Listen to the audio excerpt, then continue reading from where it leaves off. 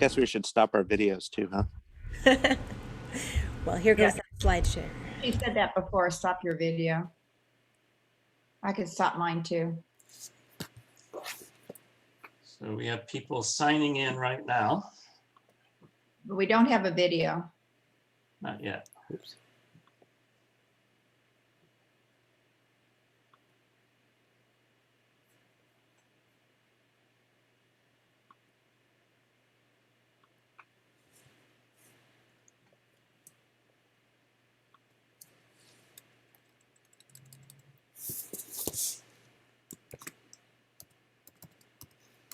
All across the bottom too.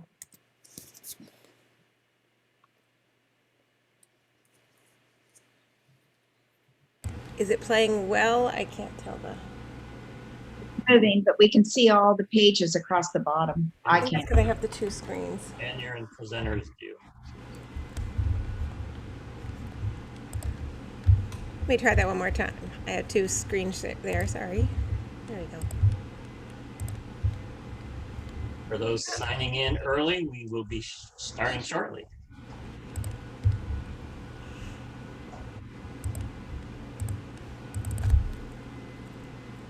Huh. There we go.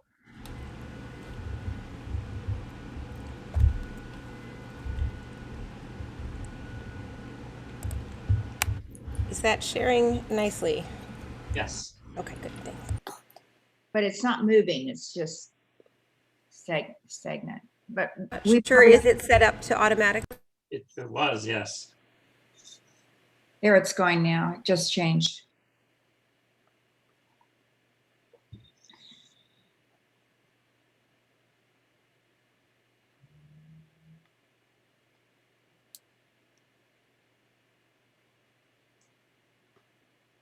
Well, we have a handful of people joining us this morning.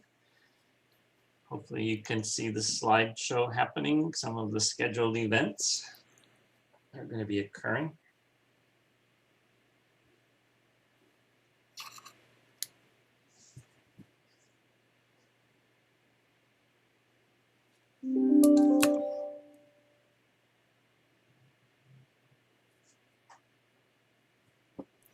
We're always happy to have sponsors and thank the sponsors for helping us out.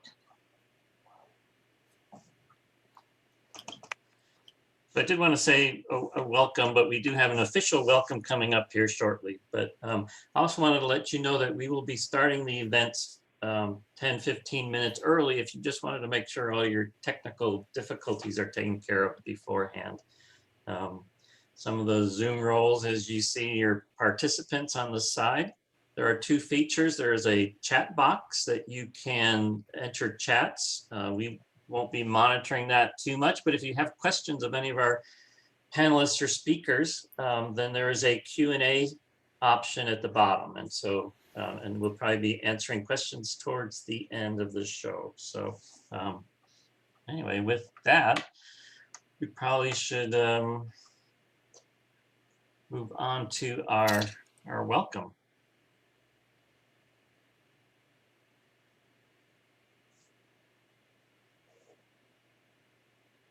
Maybe we should watch this slideshow one more time as people come in before Sounds really good. getting going. Sound good? Yes. Yeah. So, yeah, give people a chance to get connected. Sometimes that doesn't happen automatically.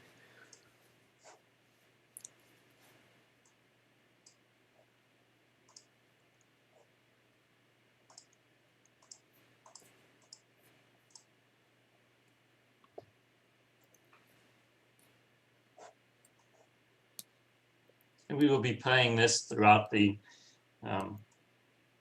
Godwit Days to keep you informed. Oh, okay.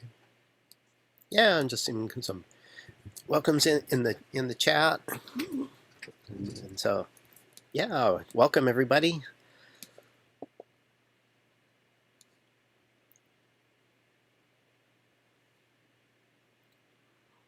This morning we'll be going through the history of Godwit Days, which is exciting. We have Alex Stillman and Gary Bloomfield with us to do that. And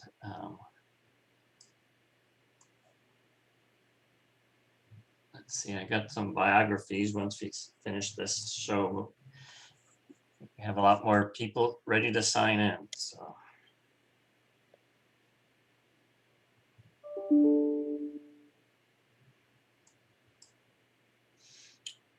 On this slide, you can see you can go to this site and order Godwit paraphernalia.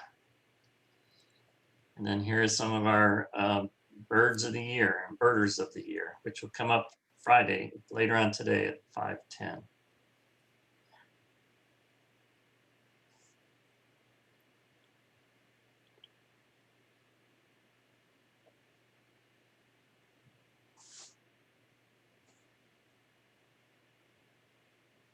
Okay.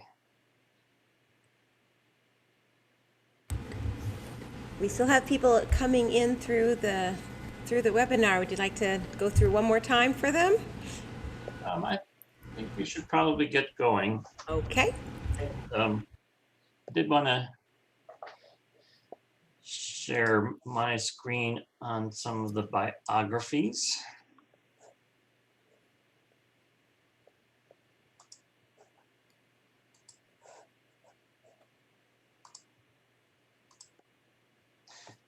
So we have Alex with us this morning. She's been a long-term Godwit board member. Likewise, we have Gary Bloomfield, longtime board member for Godwit Days. And then with us this morning, several other people. Rob Fowler will be presenting at our next session at the HSU Natural History Museum. Okay. And if we can go to Ted Hernandez as a welcome.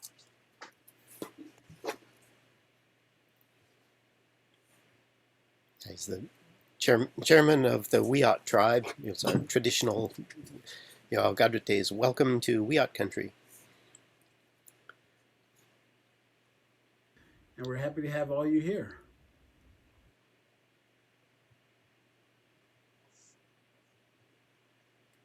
Got it. All right. Hello, Deeknuk.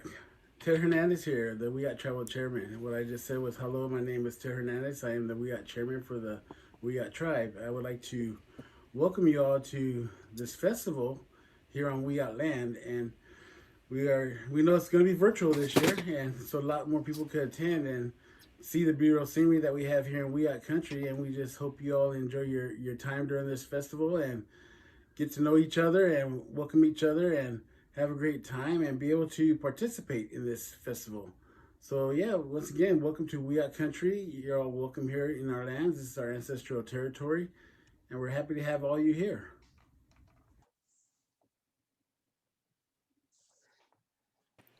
Okay.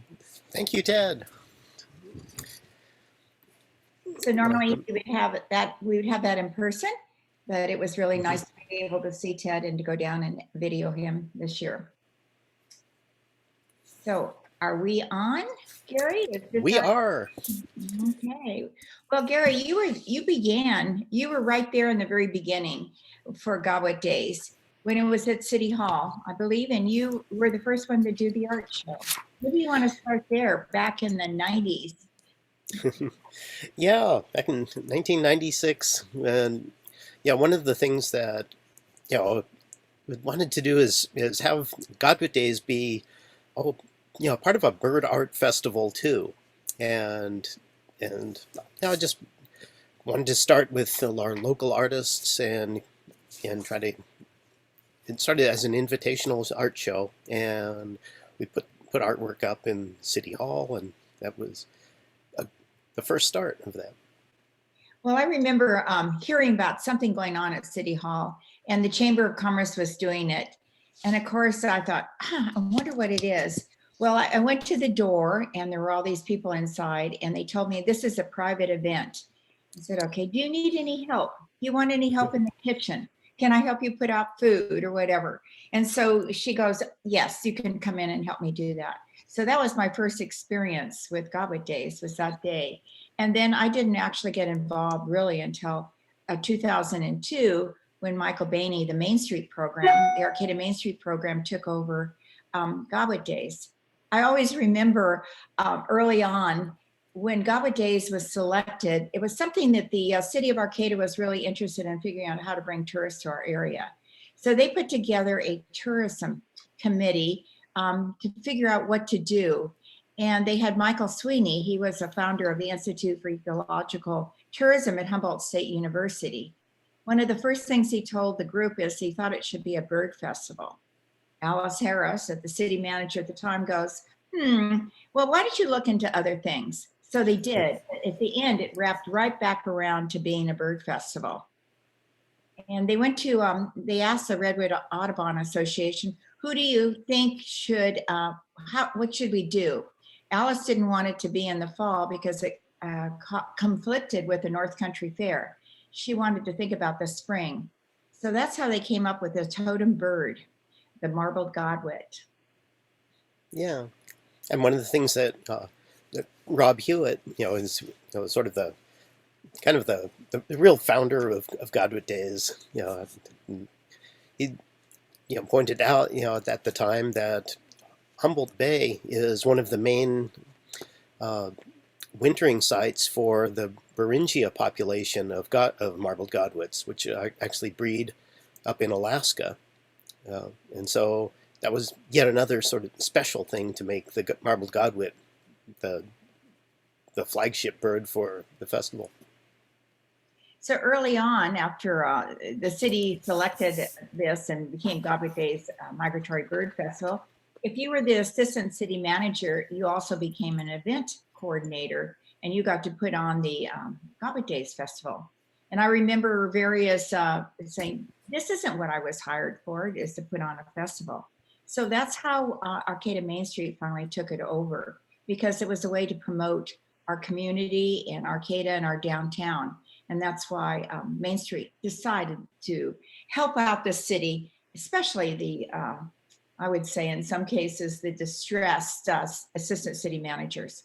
When it came onto the Main Street, I was on the Main Street board, I said, I'll move over there and see what's going on so that I can report back to the board about this festival. That's how I got involved, and I'm still involved. And so I've been involved since 2002. So Gary, you've been involved since 1996.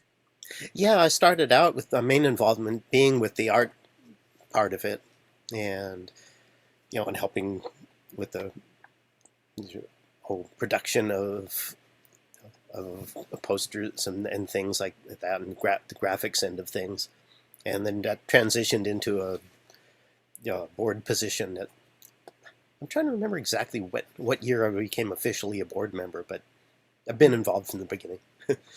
Well, and then Gary has been really great because we get a bird. He has to help find the bird artist, and when he does, then we have a contract with him, a small amount, and then Gary works on all of the graphics, and we do have some of the posters, so we might be able to even show it this time as we're talking.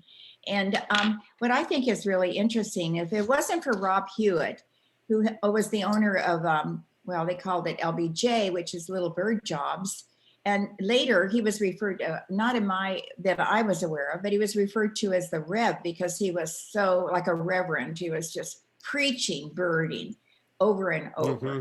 Yeah, his ornithusiasm was infectious with it, and getting everybody in, behind it, having a bird festival. And I think that's how Gretchen became involved. I think she was working for Rob, and the next thing is she got to be involved in Godwit Days, and then she brought Amy on. So we have an interesting board of people. Not everyone is avid birders. I would say one of the things they were looking at is those that have life lists and that they want to come and to add to their life lists, and that's why they would come to Godwit Days, to see birds they haven't seen before and their habitat wherever they happen to live. And the other is the casual birder that is thinking about getting more into birding or has their family and want to do that. I fall in the latter category. Gary falls in the first category. That's the great thing about bird festivals. It brings together all the different types of birders, in one collective group, and and the sharing becomes a really fun thing. So we've when Michael Bainey took on Godwit Days for Main Street, it moved to the community center. That's my recollection. And when that happened, it became a much bigger event. And we always had a speaker, some kind of a spotlight speaker on Friday night. One of our environmental groups in the area would come and talk about what they were doing. And then we had our plenary speaker on Saturday night. And that was, I think probably the first one we had that was a big speaker for us was Ken Kaufman. You remember that, Gary? Yeah. And that was an interesting one. It was one of our highest, attendances in spite of it falling on Easter weekend. And one of the reasons we did that is in this planning of Godwit Days, we always wanted to coordinate with other bird festivals, at least in our greater region, to not conflict. And at the time it was easy because there weren't that many bird festivals. Now there's more and more popping up. Every year there's almost a new festival. And so, now that we've been over 25 years, we've got a kind of a well-established mid-April, and it started for that reason actually around Earth Day, and that was, April 20th. And so that was sort of the inspiration for, for centering the time frame in the Spring Festival, as well as it being, really a prime time for seeing all the shorebirds that are around in their breeding finery. I do have people asking me, what are those birds that are out there? And I said, well, the biggest one is the godwit. And how can you tell? And I said, just look at its bill. It slightly turns up at the end. Here's my birding experience. And it's dark at the very end.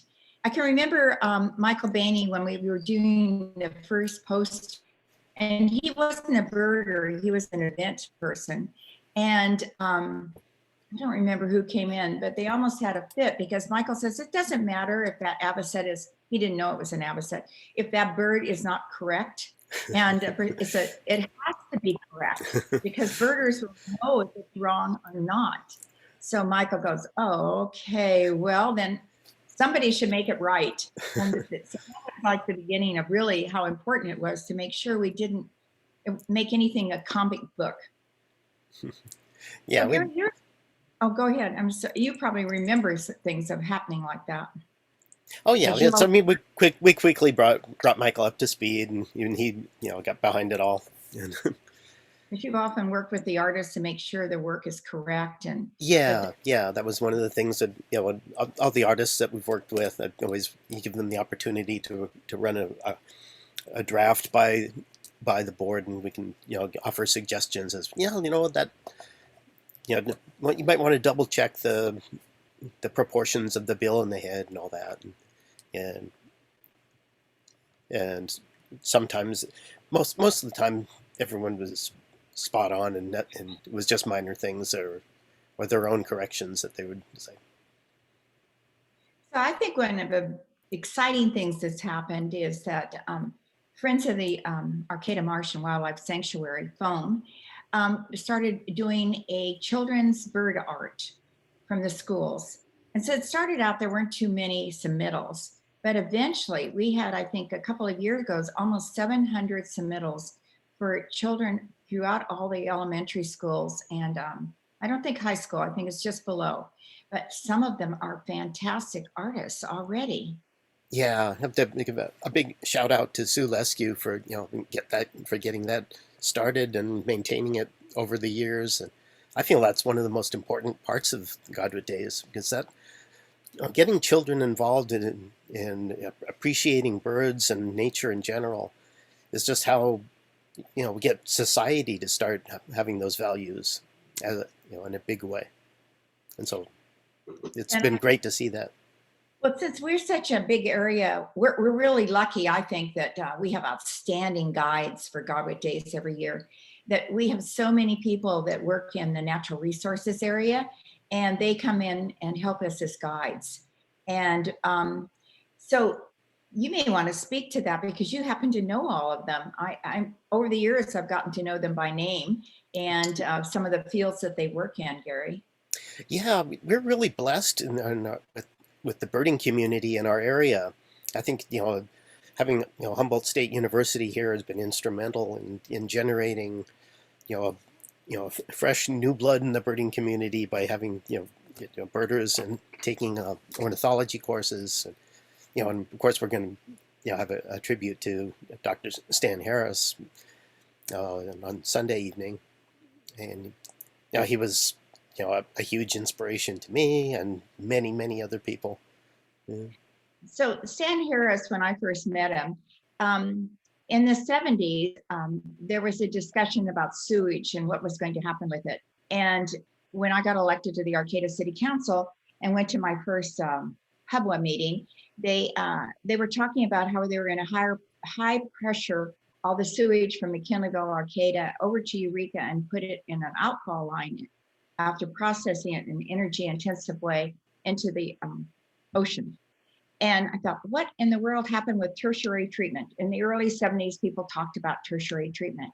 So we had 3 professors from Humboldt State, and Stan Harris was one of them. Another was George Allen, he was in fisheries, and the other was Bob Gearhart, who was in engineering. And the 3 of them came together and they worked for quite a while and on putting together the Arcata Marsh Wildlife Sanctuary. And it was an exciting time for us. And that's why we have this beautiful facility with all the ponds, and you'll see some of them are named after George Allen and Bob Gearhart. And Stan Harris never wanted anything named after him. But he said when he moved here, he was so excited that he didn't have to have a pond in his backyard because there was this big one down by the water. And so for years it was called No Name Pond, and eventually persuaded him that it was okay to add his name. Yeah, and the Arcata Marsh and Wildlife Sanctuary, as it's now known as, is really a world-class birding spot, and one of the main features that people come to see and bird at for Godwit Days. And, well, I think one of the ones I always like to go to is in the morning when the tide starts to come in gradually. You'll see the birds far, far out. You can see them with the telescope. And then as the tide comes in, it pushes the birds in closer and closer. And there's little mounds out there in the bay that are a little higher. So they move to that mound, and then that gets covered, and they move to another. And pretty soon they're right at shore. So you get to watch them through that whole progression. And we have, I think, the 10th cleanest bay in the world in Humboldt. I think, isn't that what it is? It's something like that. Maybe someone else, Rob Fowler, can talk to that. I know that's it's a hemispheric. What's the term? It's an area of shorebird importance worldwide. I'm drawing a blank on the exact term, but that was officially designated a few years ago, and so again, that's as part of Godwit Days, we get to see thousands and thousands of shorebirds milling around and coming off the mud flats to high tide roosts as they're preparing for the migration up to the Arctic for nesting. So one of our questions and question and answers, who the speakers are that we've had over the years. Well, CJ Ralph, who's part of our committee right now, he was one of our speakers, and Gary and I were talking about that. And we think after he was a speaker for Godwit Days, it made him want to become a member of our board. This I'm not too sure about, because when I came on the board, he was already there. But he ran the one of the facilities up at the university for years. And he knows all the birders all over, I would say all over the world. And so that's his job, is to find our speakers. So Gary, the year we had Sibley, that was our best year ever, because everybody wants to see Sibley because of all the books he's put out. And he's just put a new book out too. Yeah, he was, a really great draw, for getting people enthused about coming to Godwit Days, and it was really neat to be able to host, have him here. Well, I remember at the time that we had from I mean, I have to look for it, but we had the fellow that came from New Zealand, and he ran a site in New Zealand.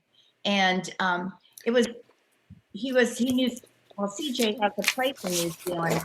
They had an island that they've really kept in perfect order, trying to get rid of all the predators so the birds don't have to be, dealing with predators. And that's something, we had a speaker a while back on cats, and the reason we shouldn't have a cat, what cats can do. And people always say, no, it's birds flying into windows, but it's not with cats. Right, there's Pete Mara. Yeah, he wrote Cat Wars. And, at first there were some of the people on the board were worried, was that going to cause too much, controversy? Are we going to have protests at Godwit Days? But it was a great success. Yeah, and he really helped raise awareness of, especially the Cats Indoors campaign, and also that started our local Audubon's catio promotion too, which is just getting people to enthused about putting in enclosures for cats where they can still get outside but not go out and be a danger to wildlife. There's videos on YouTube of some of the local birders that have patios or cat patios, and they're interesting to watch because you can see the cat coming in and out and what it does in its enclosure. And sometimes they have more than one cat. So Mark Caldwell is going to be one of our speakers this time. And he's a retired wildlife professor in ornithology. And he was also one of our speakers early on in 1996. Oh, and I just double checked. Keith Woodley, he was the shorebird researcher from New Zealand. That was in 2012.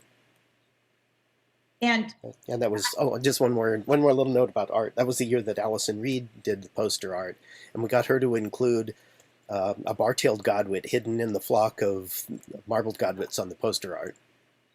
Because we don't have bar-tailed godwits here. Not often. They'll show up as an occasional vagrant, but that's the main godwit from New Zealand, and they're famous for having these amazing migrations from Alaska all the way down to New Zealand. It has to, just preparing right now. If you're out there and looking around, if you're up here and you're out in the fields, you'll see all the Aleutian geese. And there used to be a festival in Crescent City, the Aleutian Goose Festival. And I went to it once, and they were really, the farmers did not like the geese in their fields. And so as you're going along the river, watching the geese, you're seeing all these guns going off or carts going up and down the fields trying to disperse the geese. They were pretty effective, but we have a lot of land around us that allows for the geese to habitat beyond. And I think right now the city of Arcata has some. When you're going towards Sunnybrae, if you look into that field, you might see over 2,000 geese. They're still here. They haven't left, or they were here yesterday anyhow. This is a really exciting thing about the Aleutian cackling geese. In their recovery. Their population was down to about 800 birds. In the 80s, and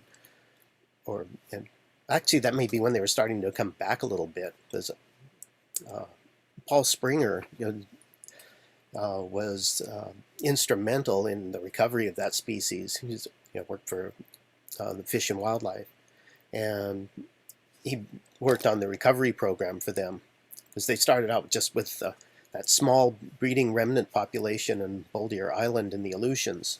And at that time, we would occasionally get, a stray showing up in Humboldt County, and they were really rare to ever see.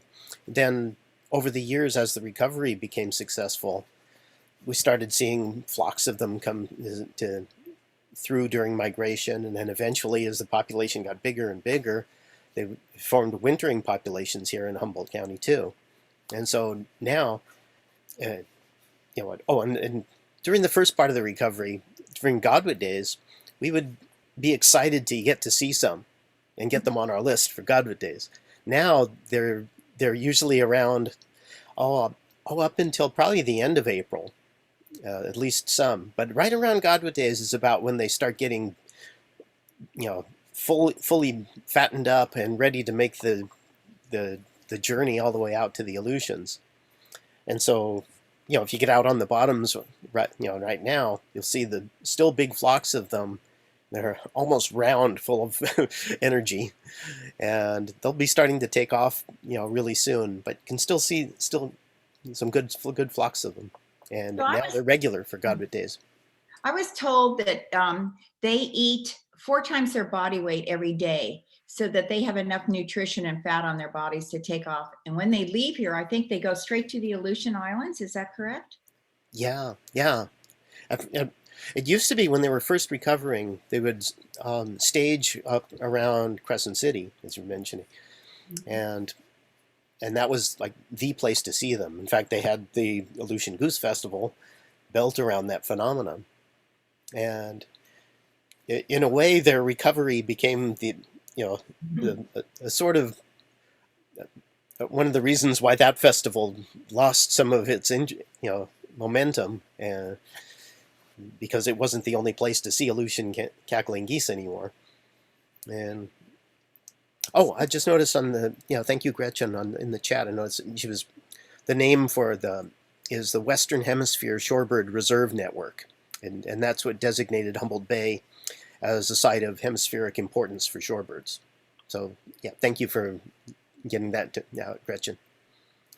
So if you want to see the cackling geese, the thing to do is to be up by dawn, because they're coming out of the low waters from somewhere, which I've never seen where they're coming from. And then they fly over, and they are really noisy, to getting into the pastures where they're going to spend their day eating. So they're like little hunched over mounds in the pastures.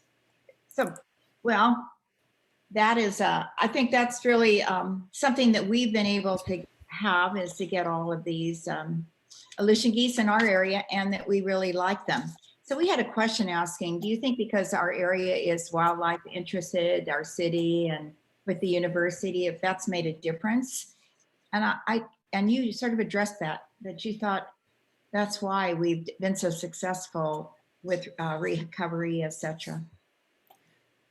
Yeah, and in terms of the success of Godwit Days too, that's like we were mentioning, that's having really proficient guides for our field trips is a big part of what makes a festival successful, and people come to different areas and appreciate having local knowledgeable guides to talk about this, the specifics of what they're seeing, and delve a little bit deeper into the local knowledge. So I always remember when Scott Sillett came to our area, and he was our speaker, and his brother he's up at the university in the forestry department. He's the only person in the forestry department to have a chair. And that was a great time when we had the Sillett brothers together. Yeah, it's because he's done.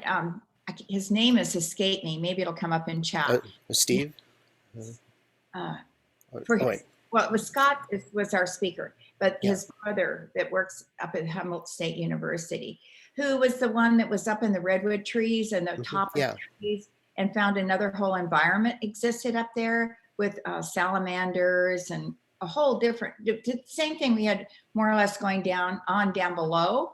The system was also up there, and he has a book out that is really interesting to read. Yeah, The Wild Trees, I think. And then how they always had to use walkie-talkies because they could get lost up there and not find each other, which seems amazing on the top of the redwood trees. Yeah, having a alternate forest floor 200 feet in the air. So I think another very popular, but we've never been able to have enough trips to it, but we will have this in the virtual festival, is the Spotted Owl trip. And Terry, you found out this virtual one this year. Yeah, that's another really special thing about Godwit Days, and over the years, it's been one of our most successful, you know, popular and successful trips.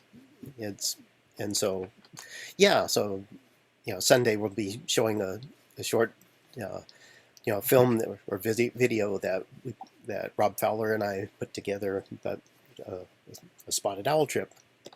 So I always find it interesting that time I went on the spotted owl and to see it, it just comes swooping right into you and you're holding on the end of a stick. You'll see this when you watch the virtual. You have this little white mouse. They always seem to be white and it swoops in and you can feel the flash or the flush of the wings and so forth as it comes up and gets that mouse and turns around and goes away. It's amazing.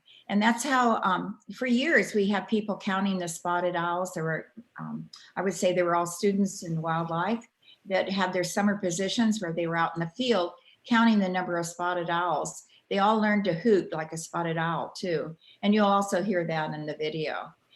And one thing I wanted to go back to on the Aleutian geese is I remember when they had so many, they finally let, well, it was very exciting to be able to shoot one. So they gave a license out. You could actually shoot 6 Aleutian geese. People were horrified by that. But then the population was so enormous that they did that for quite some time. So I don't know if people are still doing that or not, but it was very popular. they've recovered to the point where they've successfully gotten to population large enough to be considered a game species again. Well, that's amazing. It really is. So tell your story about, Gary, the time that you did the art show on the plaza. Oh, right. Yeah, I think this was our second year. And we felt like we were, we'd come a long ways. We were going from having just a little art show in the city hall. Now we're going to have, the special one set up on the plaza in a tent along with farmers market and, just to be really part of the whole scene. And so it was a pretty nice thing, although it was a little bit of a challenge. Luckily, only in setting it up, an art show up in a tent, I only managed to break the glass on one painting, and luckily it was mine. But it was, I think that was also the year that we had the Audubon Impersonator, in the Hotel Arcata. What does that mean? An impersonator? Well, as a guest speaker, we had someone basically be acting as John James Audubon, and he did such a good job. I can't remember who he really was, but but he did a really wonderful job, stayed in character the whole time, and yeah. So, it'd be fun to see some of the student bird art. Do you think you could put that up, Bob, so that we can see it for a minute so that everybody can see what a fantastic job they did? And also, it's fun to see the t-shirts. Sue Liskew took a picture of somebody and a t-shirt for every year. And we have those too. And those are, I don't know what you want to show, but I think it would be neat because the children's art is one of our most fabulous things. And it brings so many parents and children to the community center to see it. And I think that and the writing contest that Tom Liskew does, both of those are really supportive for being in an environmentally sensitive, ecologically beautiful place. So is it possible to show anything? We are ready to sew the t-shirts if you'd like. Oh, that would be wonderful. Thank you, Shoshana. Give someone something else to see besides Gary and I talking. And then they can maybe ask questions about them if they wish. Okay, I don't see any yet. But I'm sorry, it's just taking over my screen, so it's hard to I'm a Google Slide person, so sorry. Okay. No worries. It's like it builds the anticipation. And Gary, do you have a degree while we're waiting in scientific illustration? Yeah. I actually wrote my own major at Humboldt State. Yeah, wow. It was a special major at the time through interdisciplinary studies. And so I basically put together my dream list of courses I wanted to take in natural sciences and studio art classes, and it was basically for scientific illustration. And, So what is your degree in then? How did they come up well, with well, at the time, my advisor was wanting to. He thought that scientific illustration sounded too specific as like a occupational degree or something. So formally, it's called Form and Structure in the Natural World. Hmm. So that's what my degree is. Yeah. Well, one But thing. I'm sorry. I didn't mean to interrupt you. Oh no, that's fine. Yeah. Okay. So now we can look at the T-shirts. Yeah, this was our very first one. But that was by Joan Dunning, and this is the first one that I did, and this was back in 98, 99. And there's Chet, and he always helps us well. Yeah, and this is let's see, Linda Parkinson's design here. This is oh gosh, 2002. Oh, 2002. I'll look it up and tell you. Valen, was that his? Yeah, Valen Steeler, and let's say 2003 was Jim Welsh. I love seeing it. 2004 was another one of mine. That was And Mary wearing it as one of our board members. And here's Sue Litzkew. yeah, and let's see.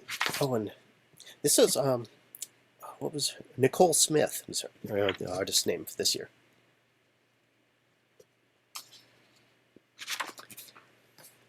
In 2006. This was John Wessa. Yeah. And 2007 was Chris Frolking. He's an artist, lives up in Neeland. And 2008 was Joan Dunning again. And this was after she had written her book about birds and nests, and so she portrayed a nestling. In 2009 was Sarah Starr.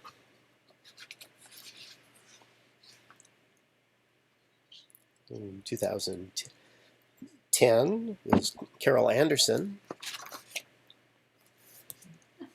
It's fun seeing everybody wearing these shirts, though. We were all so much younger then. And 2011 was Rick Cruz's design.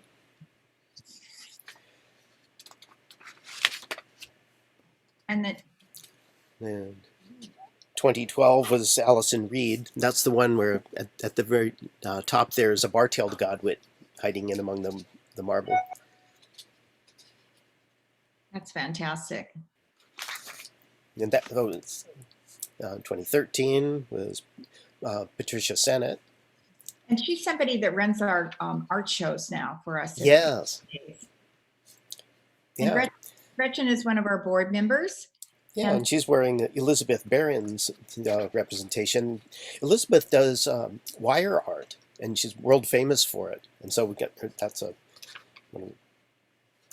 And 2015 was another one of my designs. This was, for. And she was one of our board members too. Mm-hmm. And 2016 was Brandis Guerra. She's an art instructor at scientific illustration at Humboldt State. Your field. Yes, in 2017, Amy Granfield. And she in the art shows, she would work on plywood and turned out beautiful background. Mm-hmm. Yeah, in 2018 is Patricia Sungren Smith. And we have some of her work in our that's going to be in our auction, our virtual auction. Yeah. And for 2019, you're wearing David Price's photographic artwork. And that was the very first time we ever had photography on a shirt. Before that, it was always drawn. And so we sort of got into it because we went through so many artists, and then we had so many famous and really excellent bird photographers in our area. Yeah, and it was also a yeah. Oh, I'm I sorry. was going to say, David was one of our board members. And so just before he moved back to New Zealand to live on a permanent basis, we were able to showcase his work. Yeah, and it was also another way of honoring,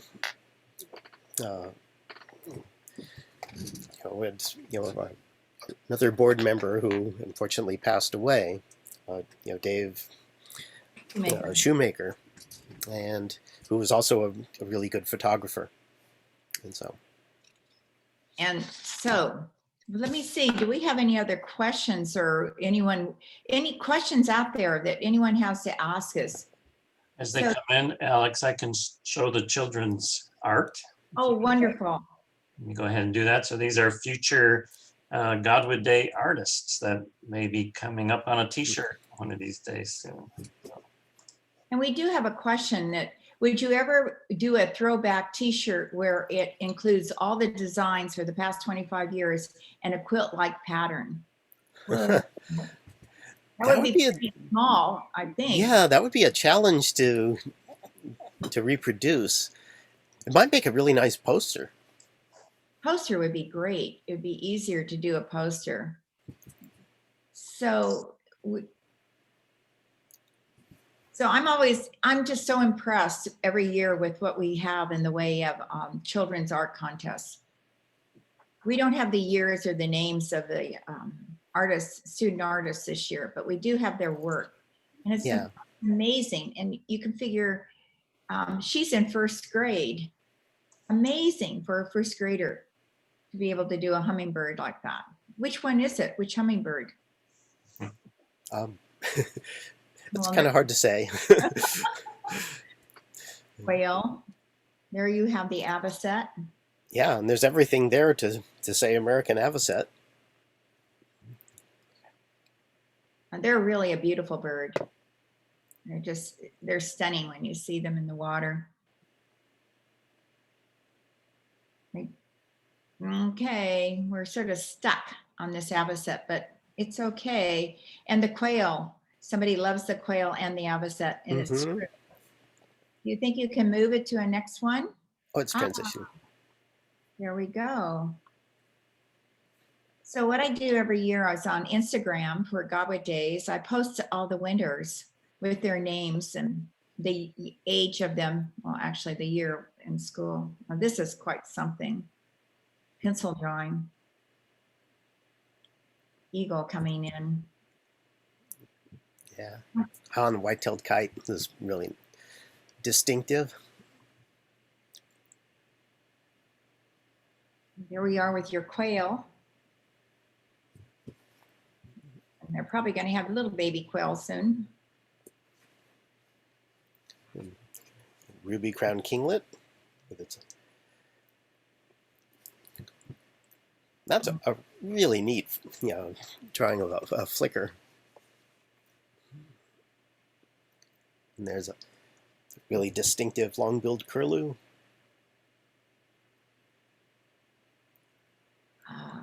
Blue jays are not seen very often in Humboldt County, but we do occasionally get one in the winter sometime.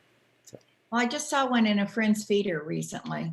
Even though I know that people aren't supposed to have feeders, they should have native plants in their gardens, and that'll attract the birds and caterpillars, etc. Oh, that's debatable. I maintain a feeding station, and it seems to be pretty healthy.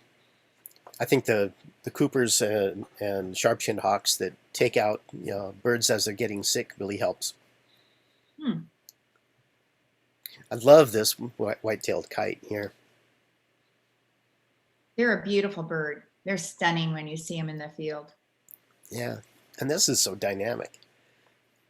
Which hawk? Oh, it's a red-shouldered hawk. Again, and this is a beautiful great blue heron. Yeah, it really is exciting to see all of this wonderful art that the students are putting out. Here's a cedar waxwing, Mm-hmm. and they can get drunk on those berries.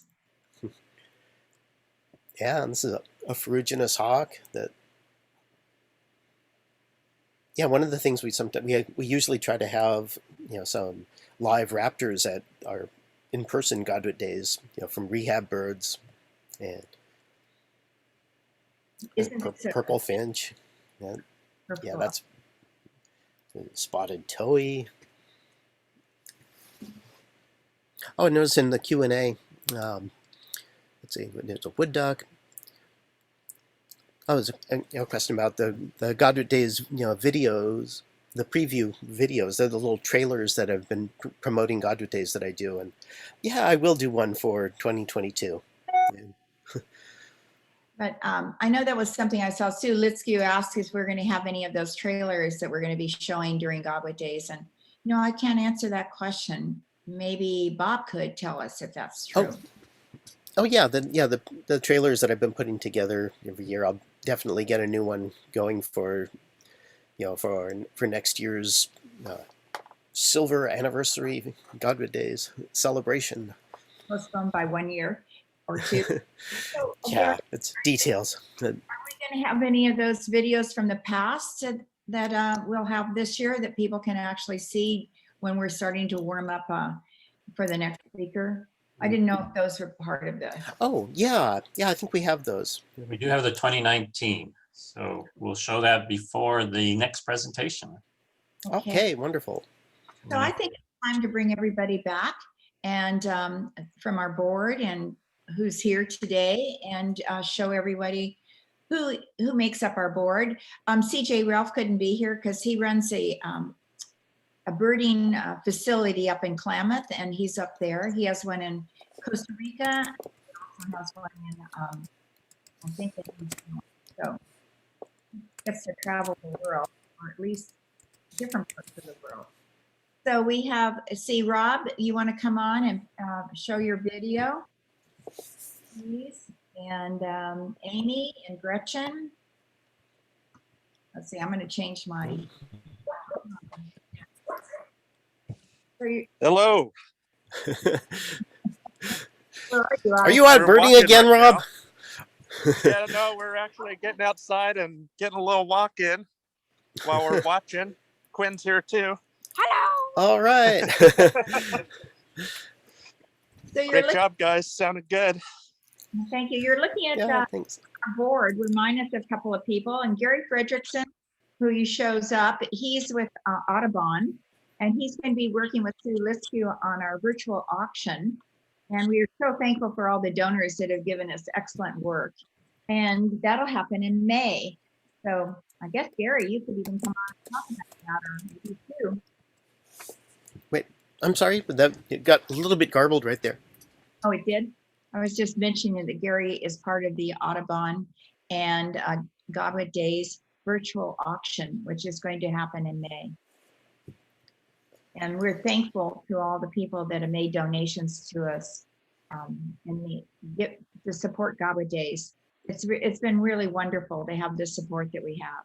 And I know that Bob is going to talk about, you can still make donations to us by going to, and to where, Bob, would you go?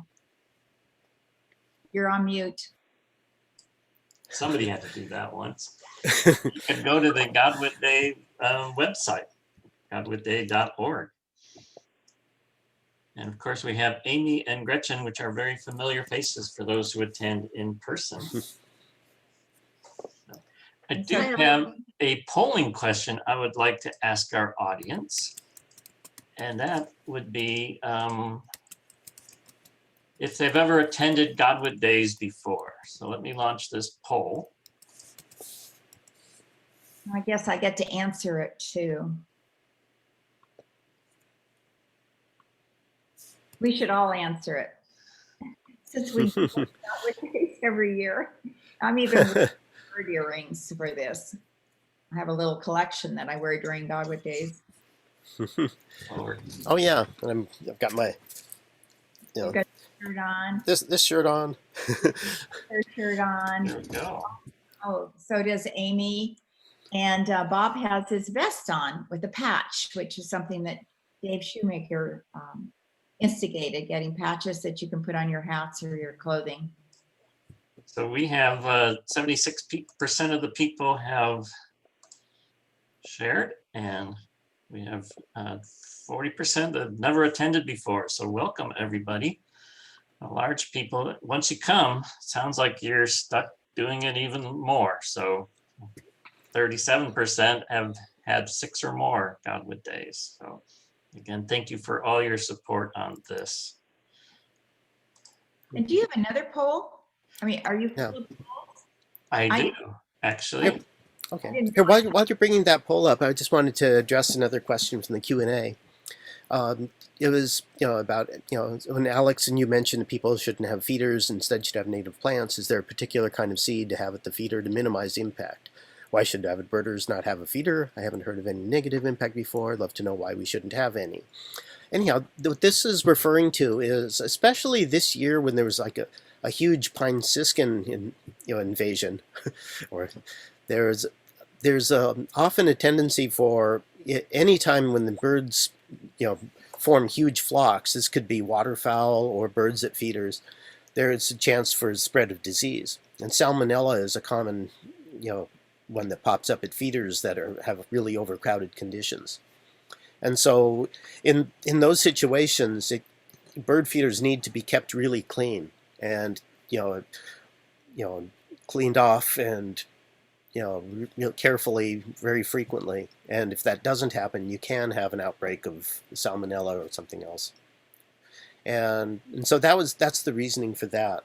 And so it's something to be really aware of, but it doesn't have to be a reason to not feed birds. If you're careful about it.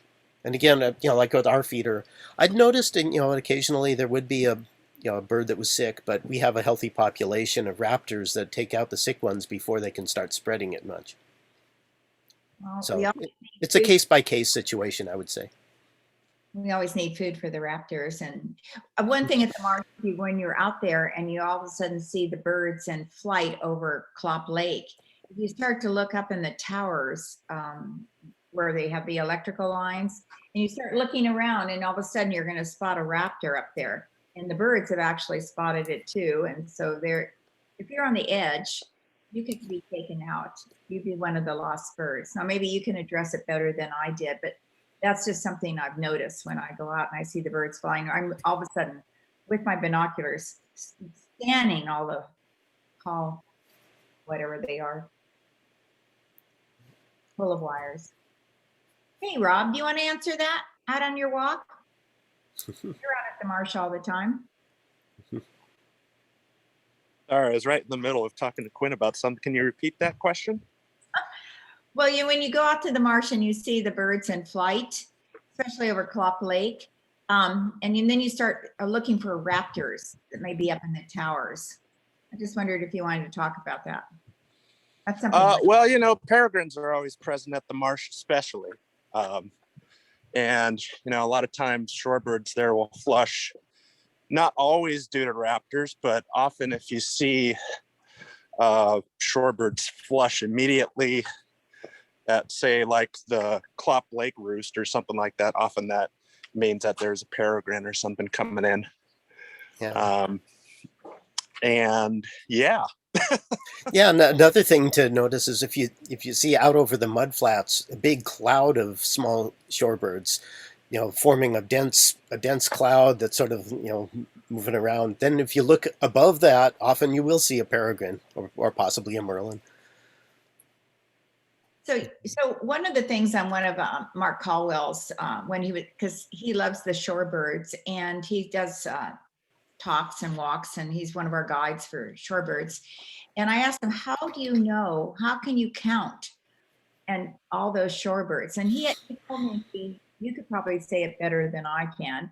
He uses his finger and then counts within a certain area, and then he multiplies. And yeah, it's definitely an art that takes a lot of practice, but it's like estimating anything. If you can estimate what's in a small percentage of a group and then go and extrapolate from that as to how many of those there are in the total group. That's what that process is like. So one time, Mark, he was so excited. You know, I brought some people over to him that I don't know what happened with our guide on that one, but he had just spotted one of the birds was banded and had 2 bands, and he was reading the numbers on it. So do either one of you want to talk about what that means when you find a number on the band around the leg of a shorebird?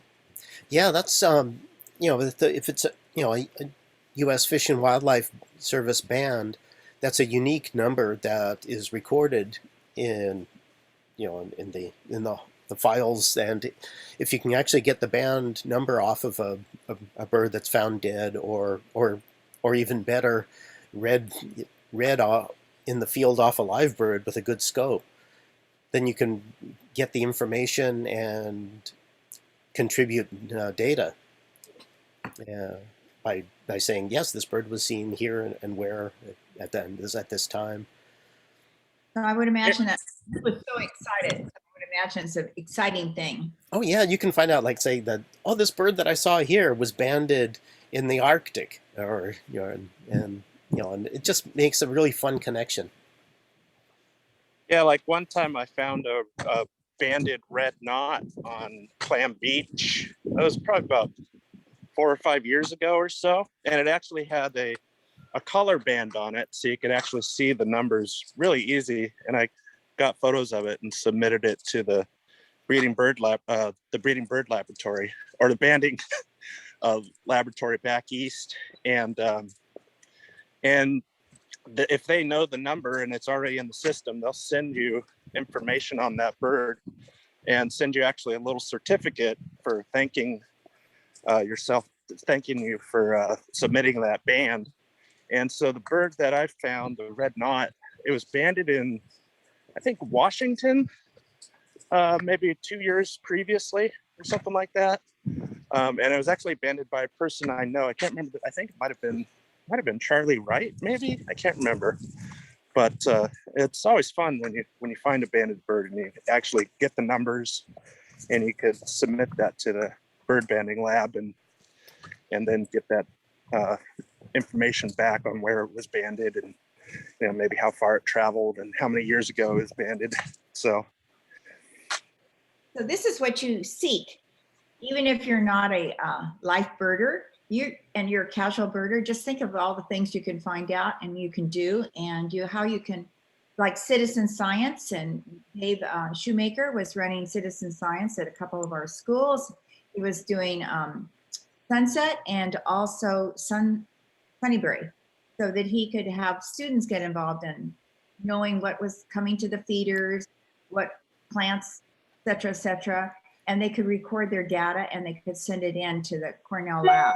Yeah, and it'd be remiss to not mention that eBird has become instrumental in this, and as the way to become part of citizen science and expanding the knowledge of birds and the distribution, and it's getting easier and easier now that there's mobile applications for eBird. You can submit the data, and then there's other apps that mine that data, and can like Bird's Eye, and you can just get all kinds of wonderful knowledge at your fingertips and also contribute to it. Well, what's wonderful too is that every time you go on a trip here during Godwit Days, you will get a list of all the birds that you saw from the guide, and then you can add that right into your eBird list. So for me, I would look fantastic if I having out with guides and I add that to my list. People say, "Wow, she's really a good bird." But it's only because of our fantastic guides that we're so thankful for. And Gretchen, you're one of those guides. And what have you been up doing lately? Are you out on any research projects? Oh, not right now. I haven't been in the field that much yet this year, but it'll happen. I haven't been guiding Godwit Days for very long information, but I used to be a guide. What are you going to look for when you go into the field this year?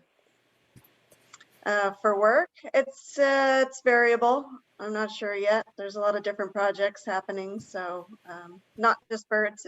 It's full biological assessments mostly for most of the projects that we work on. So. Oh, that's great. Well, Yeah. and so what's fun is that when I go to Hawaii, Amy lives in Hawaii, even though she's part of our Godwit Days board. She has to get up really early in the morning when we have board meetings, but we go out birding. And do you want to talk about any of your areas in Hawaii? There's a new birding trail. I'm on Hawaii Island, or otherwise known as the Big Island. And a couple of years ago, some groups got together and put together a whole birding trail. And we've stopped at some of those. And I don't have all the official Hawaiian names with me, but yeah, some of the upper elevation is what we focused on. And I think we also went down to some of the coastal areas. There's a bird guide here, Lance Tonino, that we went out with, and he showed us some areas. But yeah, if you go to, let's see, the Hawaii Island Festival of Birds website, they have a great resource. They had a virtual festival this year in October, and that's something that people can reference if they ever come over. Yeah, I think they still have that online, isn't it? Yes, they kept Yeah. all of their videos and things. Yeah, it'll Some be great footage. Yeah. the same way ours will be accessible afterward too. Right. Yeah. Yeah. And the Hawaiian Bird Festival is what gave us the initiative to say, oh, we could do this. Mhm. We can Yeah, do it. yeah, the coordinator there was really helpful with feedback on her experience and kind of gave us the little boost of confidence to Yeah, I was do. I was really impressed. Like you did that pretty much all by yourself. Right, yeah, yeah. And with 334 registrants as of this morning, we'll get to see whether we can do this. Yeah.